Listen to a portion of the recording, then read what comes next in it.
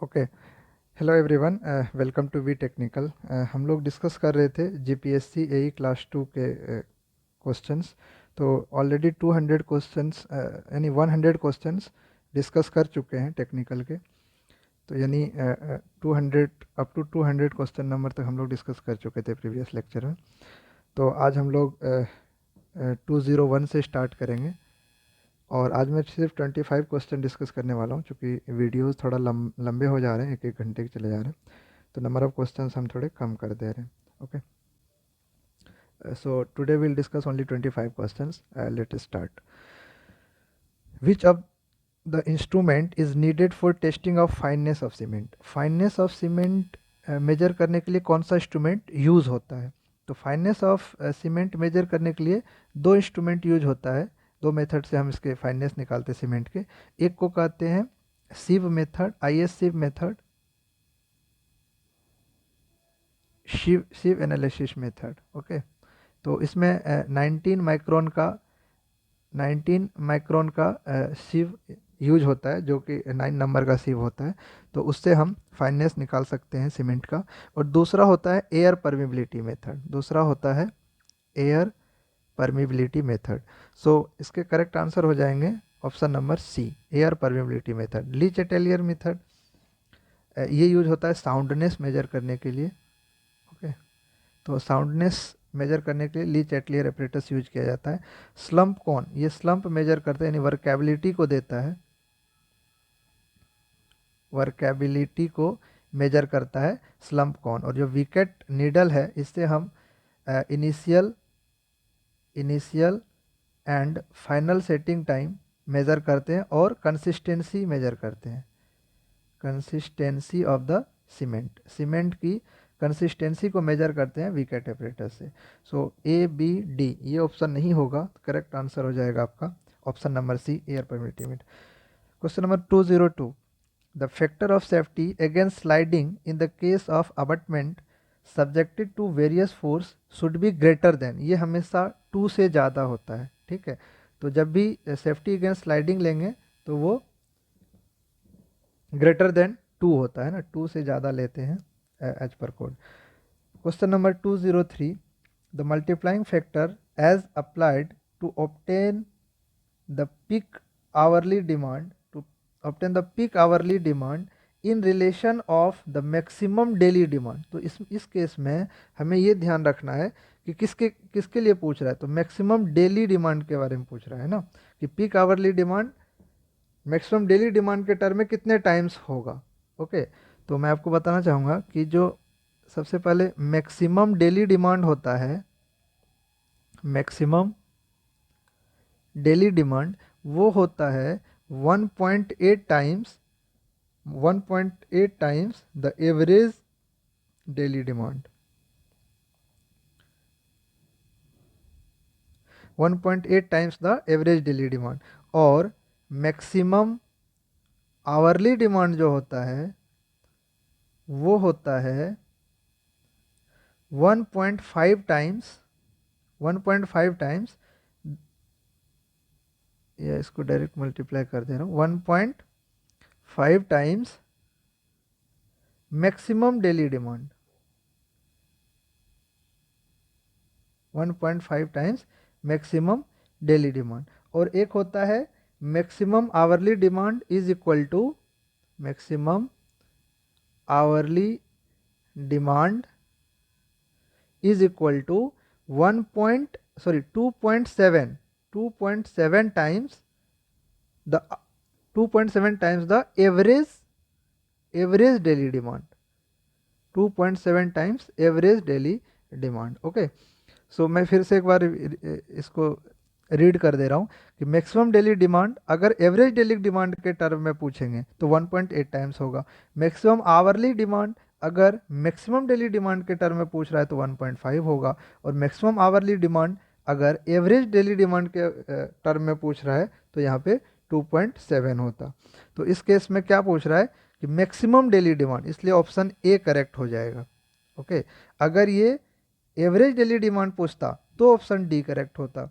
अगर ये maximum daily demand average daily demand में पूछता तो 1.8 होता। Okay, so correct answer is option A. तो इसको आप थोड़ा सा ध्यान में रखेंगे। मैं इसको इरेज कर दे रहा हूँ।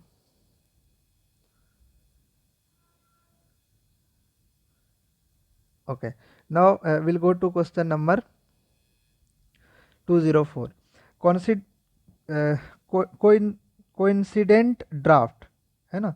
तो coincident draft in relation to water demand is based on. तो ये जो होता है कोइंसिडेंट ड्राफ्ट, ये हमेशा फायर डिमांड के साथ लेते हैं, ठीक है, यानी maximum daily demand plus fire demand. तो ऑप्शन नंबर सी जो हो जाएगा इसका करेक्ट होगा।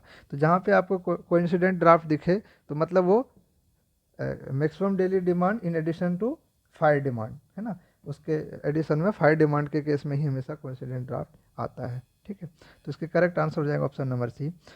Question number 205। Water is said to have 1 degree of hardness when its soap destroying power is equivalent to effect of dash of calcium carbonate in 1 liter of water, है ना।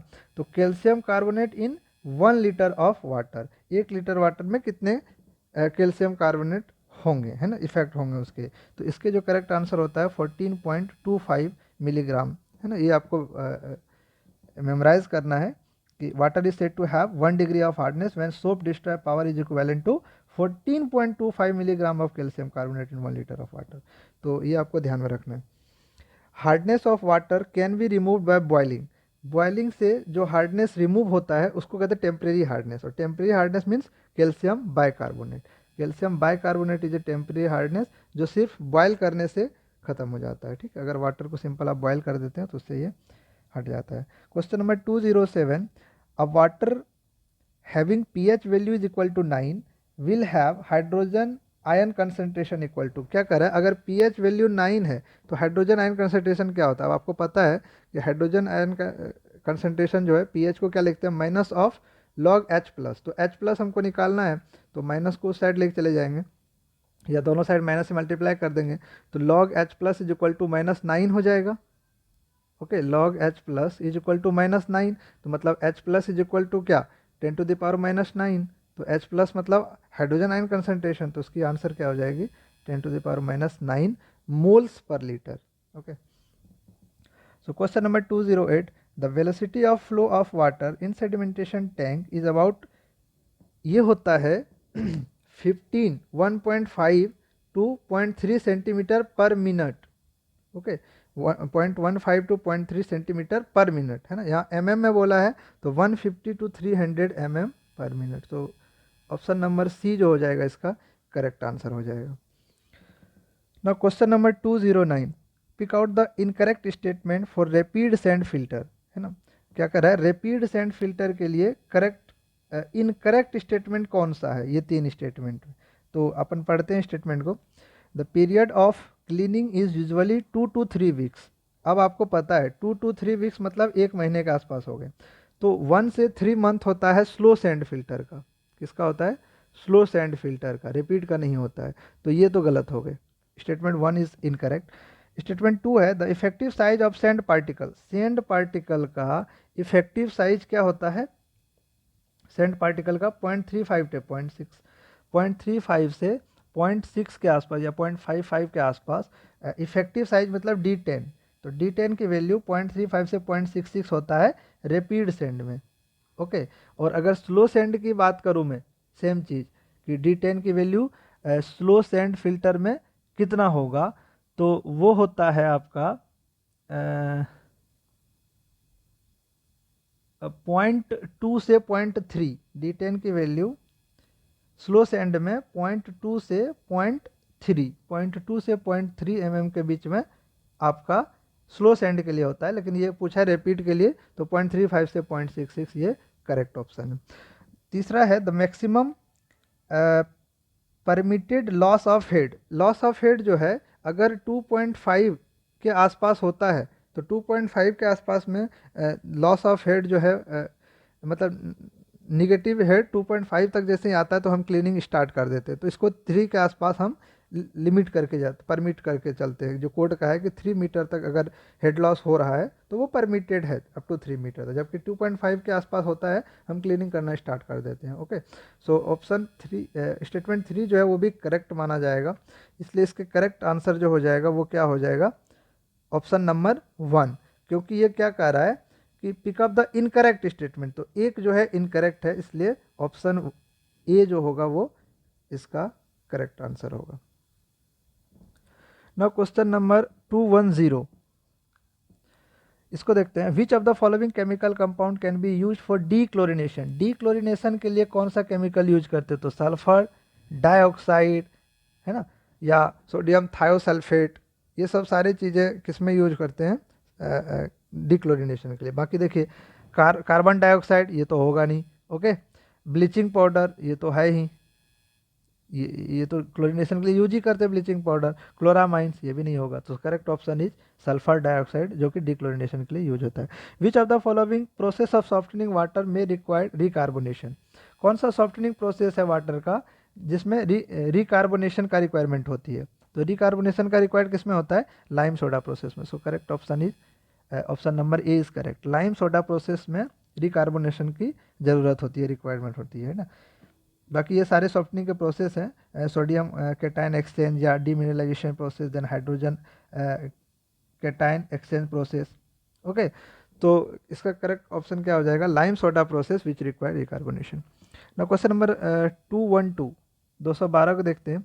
As compare to rapid sand filter slow sand filter are, है ना, इसमें statement दिया है 4, तो कौन सा सही है, तो सबसे पहले देखिए rapid sand filter and slow sand filter दोनों कंपेयर कर रहा है ना। तो आपको पता है स्लो सैंड फिल्टर जो है वो 99.99% बैक्टीरिया को रिमूव कर देता है, मतलब ये ज़्यादा इफिशियंट होगा बैक्टीरिया रिमूवल में। ये थोड़ा 80 to 90 के आसपास करता है, तो ये कम होगा। बाकी हम करेंगे, स्टेटमेंट पढ़ते हैं। More efficient in the removal of bacteria, correct है, more efficient in the removal of bacteria, bacteria remove करने में मोर इफिशियंट है, सही बात है। But less efficient in the removal of colour and turbidity, colour और टर्बिडिटी रिमूव करने में स्लो सैंड फिल्टर जो होता है वो लेस इफिशियंट होता है, रैपिड सैंड फिल्टर थोड़ा सा ज़्यादा इफिशियंट होता है। ठीक है, तो इसका ए ऑप्शन जो है वो करेक्ट है। बाकी स्टेटमेंट देखिए, मोर efficient in the removal of bacteria, bacteria remove करने में मोर इफिशियंट है, यहाँ तक तो सही है।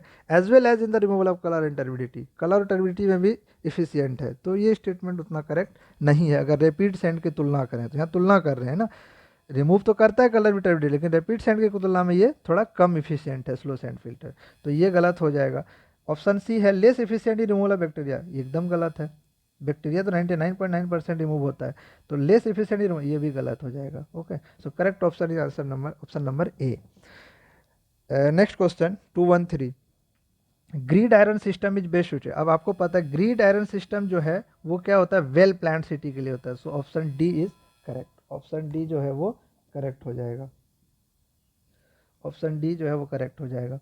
Now question number 214, in disinfection which of the following forms of chlorine is most effective in killing pathogenic bacteria, pathogenic bacteria को किल करने के लिए कौन सा डिसइंफेक्टेंट मोस्ट इफेक्टिव होता है ना, तो हाइपोक्लोराइड जो होता है वो ज़्यादा इफेक्टिव होता है, तो ऑप्शन नंबर डी जो है वो करेक्ट होगा। हाइपोक्लोराइड का यहाँ केमिकल फार्मूला दिया है, that is HOCl, so hypochlorite is most effective for killing pathogenic bacteria. Now question number 215, the flavor threshold number or threshold order and threshold order number for drinking water should not exceed, इसकी limit होती है 1 to 3, threshold TON की limit जो होती है 1 से 3 होता है, तो 3 को एक्सीड नहीं करना चाहिए, तो ऑप्शन ए जो हो जाएगा वो करेक्ट हो जाएगा। In drinking water the amount of free ammonia, अब यहाँ पे देखिए फ्री अमोनिया पूछा है, तो इसके जो मॉडल आंसर की है उसमें 0.5 दिया है, बट वो टोटल अमोनिया के लिए होता है, इसका करेक्ट ऑप्शन जो होगा वो ए होगा, है ना। तो इसको आप ऑब्जेक्शनेबल में लिख सकते हैं, जब फाइनल आंसर की आएगा तो आप उससे मैच कर सकते हैं या फिर आप क्लेम कर सकते हैं इसके लिए, उसकी डेट तो रही नहीं है, फिर भी आप फाइनल आंसर की का इंतज़ार कीजिए। ड्रिंकिंग वाटर में फ्री अमोनिया जो होगा उसकी लिमिट दी है एज पर कोड की 0.15 milligram per litre, total ammonia होता है 0.5, है ना, तो मैं यहाँ पे लिख दूँ फ्री अमोनिया की बात हो रही है, फ्री अमोनिया का मतलब होता है कि रिसेंट पॉल्यूशन हो रहा है। क्या होता है? Recent pollution. फ्री अमोनिया मतलब अभी अभी पॉल्यूशन हुआ है ना, वो डिकम्पोज होना शुरू नहीं हुआ है। तो अभी अभी पॉल्यूशन स्टार्ट हुआ है, तो इसकी जो लिमिट होती है वो कितनी होती है? 0.15 milligram per litre. 0.15 milligram per litre इसकी लिमिट होती है। 0.3 जो होता है वो ऑर्गेनिक अमोनिया के लिए होता है। तो ऑप्शन नंबर बी में जो 0.3 दिया गया है वो होता है ऑर्गेनिक अमोनिया के लिए। ऑर्गेनिक अमोनिया के लिए। ओके। और टोटल अमोनिया की लिमिट जो होती है वो 0.5 मिलीग्राम पर लीटर होता है। ये टोटल अमोनिया के लिए होता है। ओके। ये टोटल अमोनिया के लिए होता है 0.5 milligram per litre as per drinking code, okay, of I standard. Drinking water के लिए जो है स्टैंडर्ड का कोड है, आप उसमें देख सकते हैं। The maximum permissible total dissolve solid content in water for domestic purpose should not exceed. Domestic purpose के लिए जो टोटल डिजॉल्व सॉलिड होती है वो कितना होता है? 500 मिलीग्राम पर लीटर। तो डायरेक्ट कोड से ये क्वेश्चन दिया हुआ है, आप इसको मेमोराइज करके रखना है आपको। It is generally assume that the cable is, देखो केबल का जो प्रोफाइल होता है वो जनरली पैराबोलिक होता है। अगर आप देखेंगे, है ना, कैसा होता है? पैराबोलिक शेप में होता है। लेकिन इस पे अगर लोड एक्ट जब करता है, सपोज यहाँ पे एक लोड एक्ट किया यहाँ पे, तो ये शेप कैसा बन जाता है? फ्यूनिकुलर बन जाता है। यहाँ से ऐसे हो जाएगा इस टाइप में, है ना। फिर यहाँ पे कोई लोड है तो और थोड़ा सा नीचे चला जाएगा, ऐसे ऐसे आ जाएगा, ऐसे आ जाएगा, है ना, ऐसे आ जाएगा, ऐसे आ जाएगा। तो इस टाइप के शेप को क्या कहते हैं? उसको कहते हैं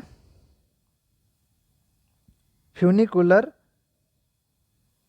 curve. Funicular curve.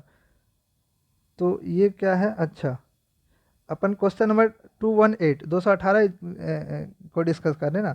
So it is generally assume that the cable is perfectly flexible. ये तो ए करेक्ट सही हो जाएगा इसका, कि जनरली एज्यूम केबल का जो होता है वो फ्लेक्सिबल होता है, परफेक्टली फ्लेक्सिबल होता है। बाकी ऑप्शन अगर देखें, इनफ्लेक्सिबल तो होगा नहीं, एक्सटेंसिबल होगा नहीं, परफेक्ट फ्लेक्सिबल एंड एक्सटेंसिबल ये भी नहीं होगा।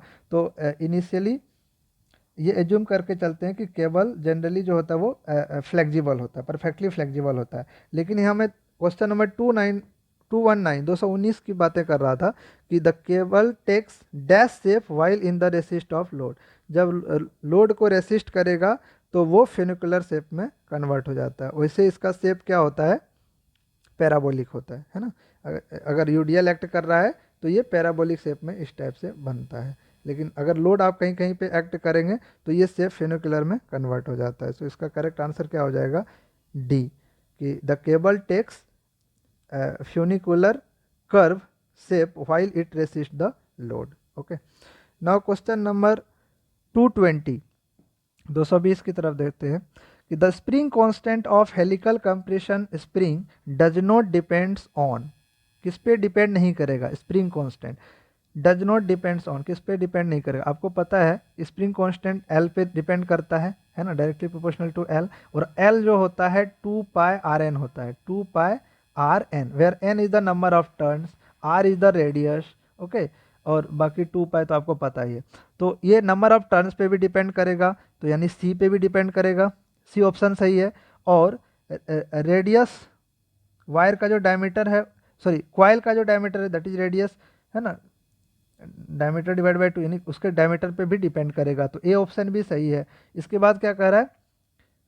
वायर डायमीटर, है ना, तो डी पे भी डिपेंड करता है। d⁴ के टर्म में ये आता है। जब आप इसको एज्यूम करेंगे, डिफ्लेक्शन या कुछ भी निकालेंगे तो d⁴ के टर्म में आता है। तो इसके क्वाइल के डाया पे भी डिपेंड करेगा, यानी वायर के डाया पे भी डिपेंड करेगा, जो वायर बना रहता है उसके अंदर, है ना। तो ए भी सही है, सी भी सही है, बी, लेकिन मटेरियल स्ट्रेंथ पे डिपेंड नहीं करता है। So correct option is option B. किस पे डिपेंड नहीं करता है पूछ रहा है, तो मटेरियल स्ट्रेंथ पे डिपेंड नहीं करता, बाकी तीनों करता है।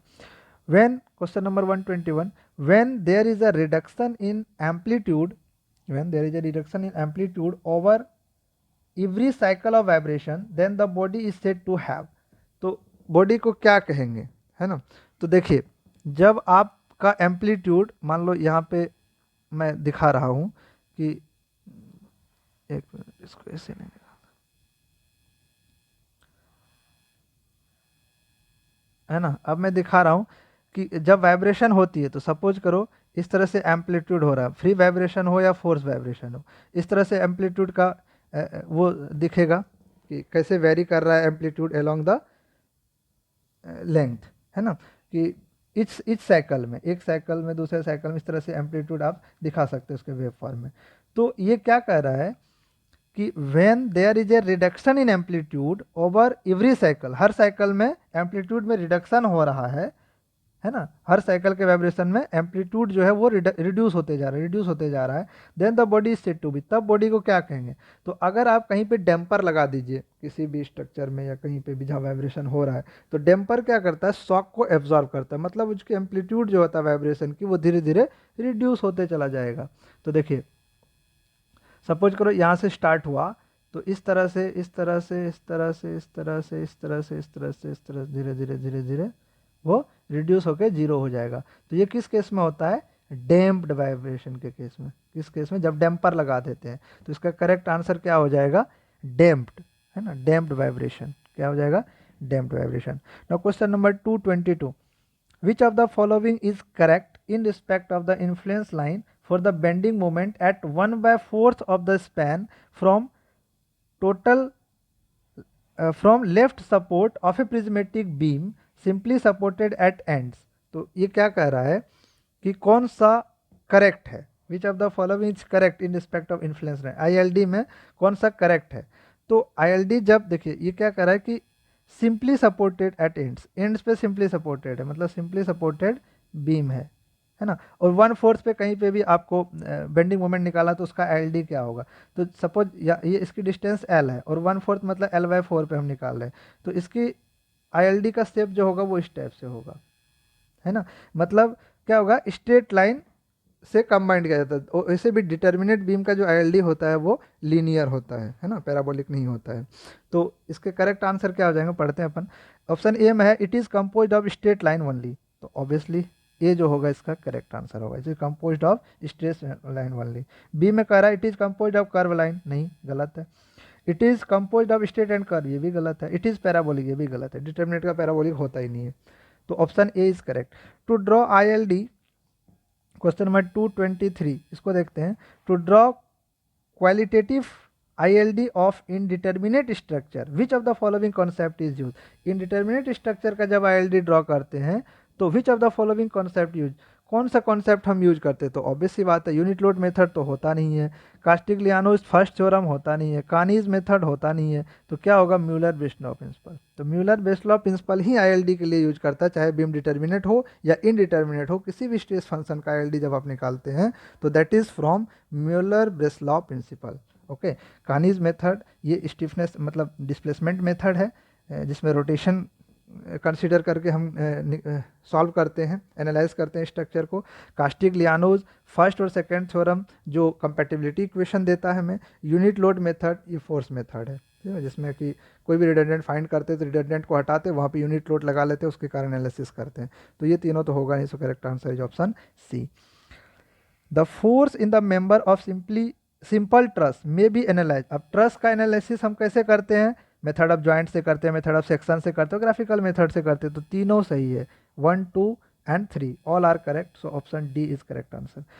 इन fillet weld the weakest section is, 25 में कहता है फिलेट वेल्ड में वीकेस्ट सेक्शन क्या होता है। तो बहुत बार रिपीटेड क्वेश्चन है ये। थ्रोट सेक्शन जो होता है ना, थ्रोट सेक्शन जो होता है वो क्या होता है, विकेट सेक्शन होता है। Throat section is the weakest section in fillet weld, ठीक है।